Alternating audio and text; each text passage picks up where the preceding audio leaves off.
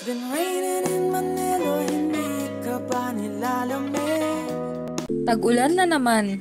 Pag ganitong panahon, masarap talaga humigop ng mainit na kape at kumain ng tinapay. Well, para sa mga kaedad namin na pawala na sa kalendaryo, gusto na lang namin ng lugar na tahimik.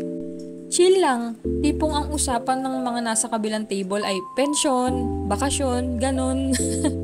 Dito, halos senior na ang mga nakakasabay naming magmerienda. Pagdating sa lasa ng tinapay, alam nyo na, nakilalang kilala ang Pande Manila sa kanilang mga freshly baked na tinapay, pero talagang nagulat kami sa lasa ng donut nila. Napakasarap.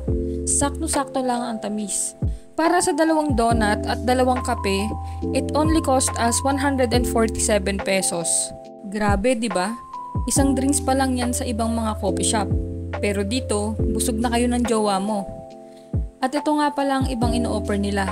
Try nyo na. Choose!